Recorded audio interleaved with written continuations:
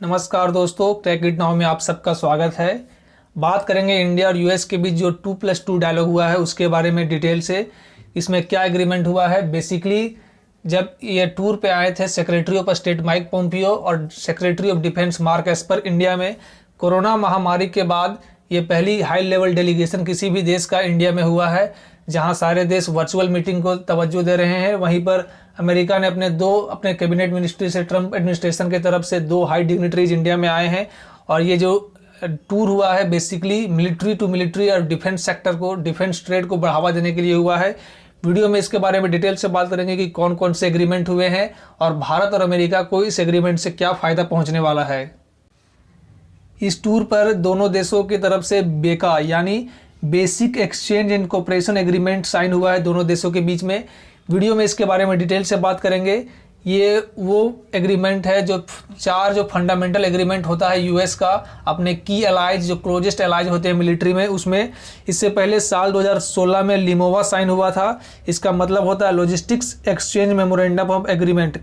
2018 में कोमकासा साइन हुआ जिसका फुल फॉर्म होता है communications compatibility and security agreement. 2019 में इंडस्ट्रियल सिक्योरिटी एनेक्स यानी आईएसएस साइन हुआ है। ये उसका एक्सटेंशन फॉर्म था जो 2002 में जीएस ओमिया जो साइन हुआ था, जिसका मतलब होता है general security of military information agreement. तो इन सब के बारे में डिटेल से बात करेंगे कि ये चारों जो एग्रीमेंट हुए हैं फंडामेंटल एग्रीमेंट यूएस और इंडिया के बीच में, इसके क्या मायने हैं और इससे क्या भारत को फ़ायदा पहुँचने वाला है। इस एग्रीमेंट के होने से भारत को काफ़ी फ़ायदा पहुँचने वाला है, क्योंकि इस एग्रीमेंट के बाद जो भारत है वो जियो स्पेशियल इंटेलिजेंस, इसका मतलब जो भी सैटेलाइट से जो इमेज होगा भारत का, जो एलएसी या एलओसी पर जो भी डिप्लॉयमेंट्स होगा चाइनीज और पाकिस्तानी ट्रूप्स के, भारत उनके बारे में जानकारी शेयर कर सकेगा अमेरिका के साथ मिलकर।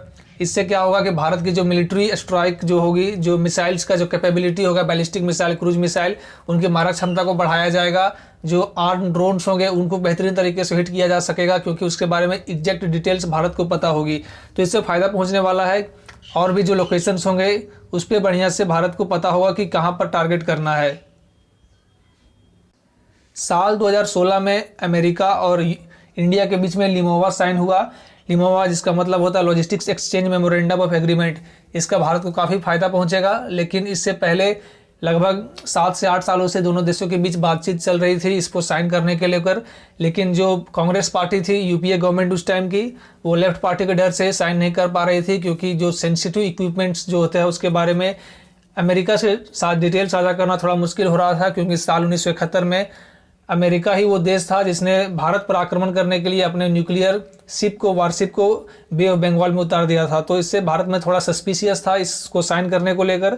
जब एनडीए गवर्नमेंट आई तो नरेंद्र मोदी ने इस बात को पूरा क्लियर कर दिया कि ये साइन होना चाहिए। इसका फ़ायदा भारत को ही मिलने वाला है, क्योंकि दुनिया भर में अमेरिका के नेवल बेस हैं, इंडियन ओशन रीजन से लेकर के साउथ चाइना सी और ईस्ट चाइना सी तक।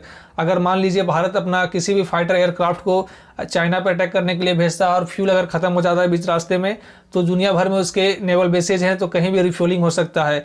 जैसे यहाँ पर ईस्ट चाइना सी के आसपास वहाँ पर उसका गुआम में मिलिट्री बेस है, तो इसका फ़ायदा उसको काफ़ी पहुँचने वाला है। यहाँ पर जापान है, साउथ कोरिया है, यहाँ पर अमेरिका का मिलिट्री बेस है। इधर इंडियन ओशन रीजन में मेडागास्कर में उसका मिलिट्री बेस है, जहां अपना उसने हाल ही में B-52 बॉम्बर को भी तैनात किया है जो न्यूक्लियर मिसाइल से लैस है। तो इसको भारत को काफ़ी फ़ायदा पहुंचने वाला है। लिमोवा बेसिकली भारत का जो इंडिया स्पेसिफिक वर्जन है एलएसए यानी लॉजिस्टिक्स सपोर्ट एग्रीमेंट। इसका मतलब अगर एक देश दूसरे देश का अगर चाहते हैं उसका नेवल बेस को इस्तेमाल करना तो कर सकते हैं।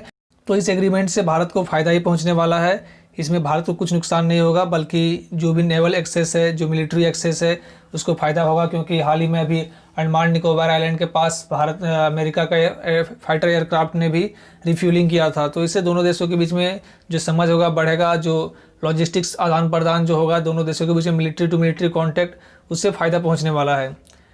सिस्मोसा की बात करें तो सिस्मोसा का फुल फॉर्म होता है communication interoperability and security memorandum of agreement. इसका मतलब कम्युनिकेशन से जो डाटा इंटरसेप्ट होगा, टेलीफोनिक कन्वर्सेशन अगर किसी भी दुश्मन कंट्री का हो रहा है तो सिग्नल से उनके बीच में जो बातचीत होगी उसको ट्रेस किया जा सकता है।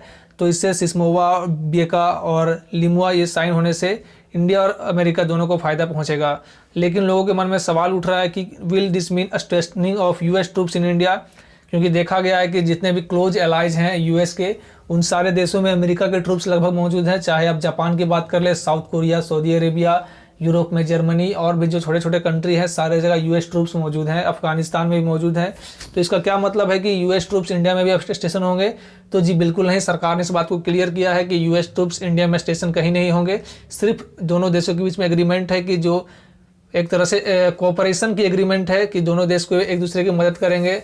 वार टाइम सिचुएशन में जो रियल टाइम जो होता है ग्राउंड सिचुएशन, वो दोनों एक दूसरे को साथ साझा करेंगे। तो इससे दोनों देशों को बीच फायदा पहुंचेगा।